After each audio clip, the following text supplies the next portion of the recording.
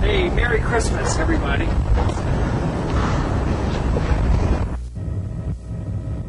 Santa told us he needed Copter 4 because his reindeer were off practicing their rooftop landings. The occasion, Symphony Sunday, a benefit day for the Boulder Symphony.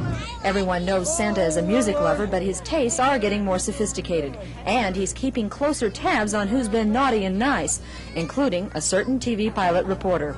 We've got Karen's Day. Santa says I've been good. Thanks, Santa. It hasn't been easy. But if malls and discount and department stores are putting the squeeze on your Christmas spirit as well as your wallet, pack up the kids and head for the mountains to Georgetown for a change in shopping atmosphere and a step back in time. There's an old-time feeling of a traditional European Christmas in Georgetown. The smell of wood smoke in the crisp mountain air, chestnuts roasting on an open fire. Do you find it easier to get into the Christmas spirit in this kind of an atmosphere? Very much so. Very much so. Are you from Germany? Yes. Does this kind of remind you of the old country? Much of it does. A lot of the merchandise and quite a few people up here too. And the friendliness of everybody? Yes. Everybody's in the Christmas spirit up here. Tell me, there's much ado about hot roasted chestnuts at Christmas season. Are they really all they're cracked up to be? I don't know. I can't get it open. During the 2 weekends of Georgetown's International Christmas Market, you'll find plenty of gift ideas and great food. You might as well get your stomach in the Christmas spirit now. You've got a lot of eating ahead of you. Karen Key, News Center 4.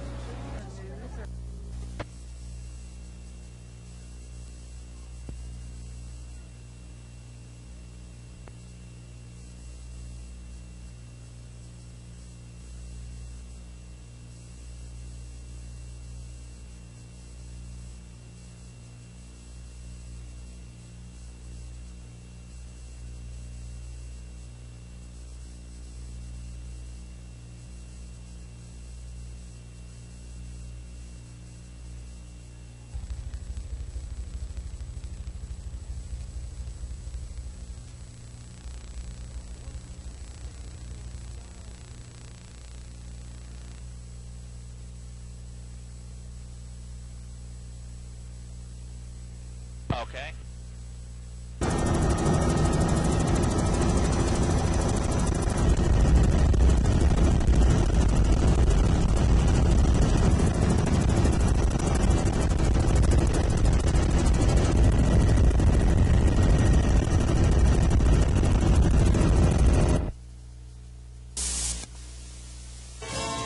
You might stare at the rocks for hours without seeing bighorn sheep until they move. If you're one of the lucky few, a mountain goat might let you get this close, if only for a few moments, and only if you're an adventurous explorer, for this is their country. Jagged peaks and ice-blue lakes more than 10,000 feet above sea level. Until recent years, Colorado Division of Wildlife Biologists feared the Rocky Mountain bighorn sheep and goats were declining in numbers. Now, they say, through cautious management, these shy animals that to many people are symbolic of the Rockies are returning. For years, wildlife personnel have trekked this wild terrain on foot. This year, however, we helped them to make a preliminary survey of the area around Mount Evans from Copter 4. And what we found did seem reassuring. In just a few hours, we'd spotted bighorn sheep and mountain goats in nearly every area surveyed. And Jim Dennis pointed out that not only were there plenty of lambs and kids, but that young from previous years were surviving in healthy numbers. And, as a bonus, we spotted a rare type of sheep, a snow-white bighorn biologists believe could be the first albino ever spotted in Colorado. Karen Key, News Center 4.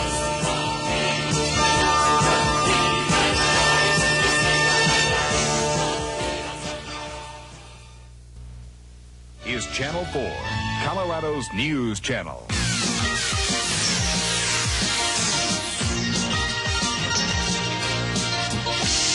From the largest broadcast news gathering team in Colorado, this is News Center 4 with Bob Palmer, Janet Zapala, George Caldwell, Sam Allred, and Ron Zapolo.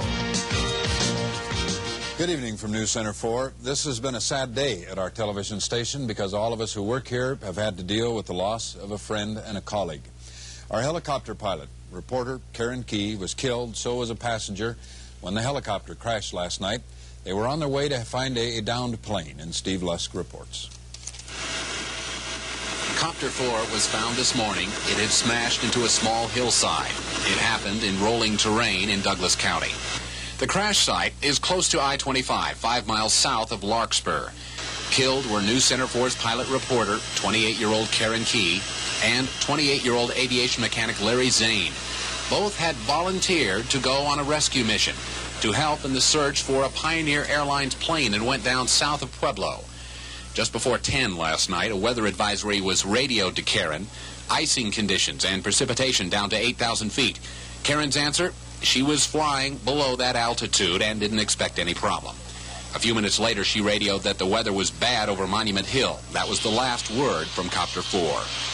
News Center 4's Greg Garcia talked to a man who believed he may have seen a helicopter as he drove south on I-25 last night. With the searchlight on, swerving back and forth above I-25. I didn't know whether they were going to land on I-25 or whether they were in trouble or whether they were looking for somebody, or that's, you know. And I lost her just north of Monument. Overnight in Monument, the Civil Air Patrol organized rescue operations. At daybreak, the helicopter from the Jefferson County Sheriff's Department helped in the search. But it was Channel 9's helicopter that spotted the wreckage. The pilot said he had tried to go to Pueblo last night, too. He had left after Karen Key, but turned back north of Castle Rock because of bad weather. Heavy snow, heavy fog, and a little bit of icing on the windshield. And that's when I decided to turn around. The windshields can ice up within just a matter of a few minutes, but I don't feel like that was her problem. I feel like that clouds just got so low that she couldn't stay below them. When she left Denver, Karen Key said she thought it was safe to fly. She thought she could find the downed airplane during the night. Karen was apparently trying to turn back when the crash occurred. Ironically, this was the last rescue mission for a woman who had been honored for her help with several successful search and rescue operations. Steve Lusk, News Center 4. Pilot reporter Karen Key was a pilot who never stopped trying to improve her flying skills. Next year, she planned to work for something called an air transport rating, which would have made her one of only 2 women helicopter pilots in the nation with the highest license attainable in aviation. In fact, Karen first started flying when she was 9 years old. At the age of 28, Karen had more flying experience than many airline pilots with more than 2,500 hours in the air. She came from a family of flyers, her father a military pilot. In the air virtually every day, giving an overview of our city and state just not possible from the ground. Karen had citations of merit hanging on her office wall from the Federal Aviation Administration, sheriff's groups, from people whose lives she helped save in rescue missions, from Governor Lamb yesterday. But you know what she treasured most? The letters from the children that she received continually. Unmarried, Karen had no children of her own, but she developed a warm relationship with the young that could be envied by all of us. And Karen thought about accidents, the conversation she had months ago with News Center 4 photographer Steve Myers. We talked about crashes and the fact that it's always something that can happen. You accept it as a remote possibility, but it's in the back of your mind. And she decided that if she was going to go, that's really the way she wanted to go. Helping somebody. Helping somebody. I have the responsibility as a human being to know I'm the first one there. Are those people still alive down there? And if so, because I'm the first one here, what can I, the pilot of this versatile tool, do to help? Pilot reporter Karen Key, dead at the age of 28. And we all feel a great sense of loss over Karen's death. Perhaps Bob Palmer puts it best in tonight's commentary. Tonight, and it has been a sad day indeed for all of us here because we have lost a friend. Along with the passenger, Larry Zane, our pilot reporter Karen Key was killed in the crash of her helicopter. Karen was a remarkable person, not just because of her flying skills and all that she had accomplished in life, but remarkable in spirit. Karen went through life with courage and grace. That she died trying to reach someone who might need help tells a great deal about the kind of person she was. Her nickname in our newsroom was Sky Queen. Hey, Sky Queen, someone would say, where are you flying tonight? And Karen loved it. Loved flying. She loved people. and we loved her too, and we shall miss her very much.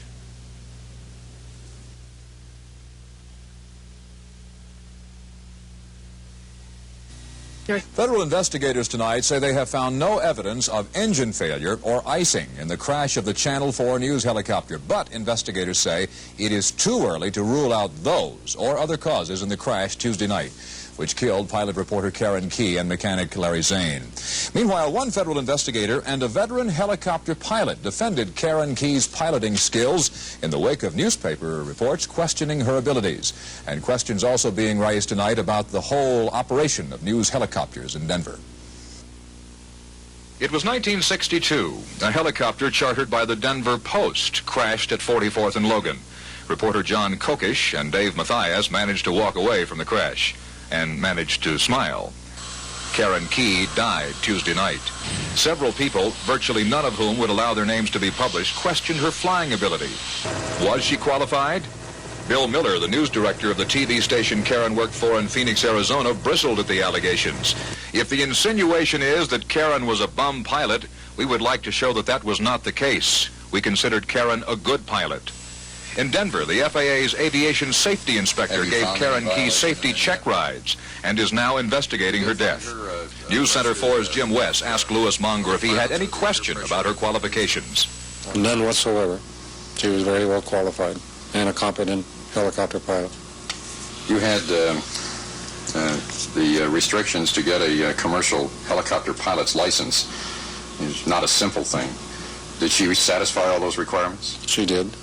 More so than the minimum requirements call for. Whether you're flying a big airliner or small planes like these, your experience is measured in the number of hours you have in the air. In a little plane like this, a pilot might have 100 or 200 hours in the air. An airline captain could have 10 or 15,000 hours. Inspectors have not found Karen Key's pilot logs yet, but we have documented this much so far. When she arrived at her job in Phoenix, Karen had 275 hours of flying experience. Records from her Phoenix station show she logged 1,400 hours at the controls of a helicopter. So she arrived in Denver having compiled more than 1,600 hours of time in the air. Here in Denver, she added 600 more. By the time Karen died Tuesday, our records show she had compiled 2,200 hours of flying time. But are flying hours always an accurate measure? When this Denver television news helicopter crashed in April 1980, the pilot, who had more than 20 years' experience, had more than 10,000 hours of flying time. News Center 4 photographers who flew with Karen the most will say, sure, we had hesitation flying with her in bad weather, but as photographer Steve Myers puts it, I'd have that feeling with any pilot. Meanwhile, the acknowledged dean of Colorado's helicopter pilots and the man who flew familiarization mountain flights with Karen has a theory about the anonymous criticisms of her from a few pilots in Denver. Is a lot of this male chauvinism? I think so. I know other pilots that have been in the same situation that she was in, and through a lot of luck, they managed to squeak out of it, and she was caught. What about criticism of Denver TV stations for racing off to rescue stranded mountain climbers and skiers? Is it a race for stardom and glory? Larimer County Search and Rescue. The TV star bit would come in for their other work. Search and rescue for searches definitely tends to be a fairly long and boring job. There's not all that much exciting about it. So I would say no, they're not hunting for the limelight. They could get that better elsewhere. When Karen died, she was headed for the crash of this Pioneer Airlines aircraft. She wanted to help search for survivors. It was her decision to go. A News Center 4 ground crew was already on the scene to cover the news story. Karen wanted to search. Much has been made that Denver TV stations are at war with one another, racing to accident scenes. Was it war that Tuesday night? A Channel 9 ground crew ran off icy Interstate 25 south of Pueblo, and a Channel 4 news car turned around, drove 28 miles, and picked up Channel 9's equipment and delivered it to the scene of the story outside Pueblo. And it was a Channel 9 helicopter which turned up the wreckage of Copter 4. Is that war? Covering the story best, covering it first. It's what our business is all about. It's a part of America's great journalistic tradition. It's one of the reasons we're the best informed people on earth. Every newspaper, every TV station strives to beat the competition, to do a better job. It didn't begin in Denver. It wasn't born of the TV news wars. And Karen Key, whose tragic death in a helicopter crash has prompted so much comment, was not the first nor the last reporter to die doing her job.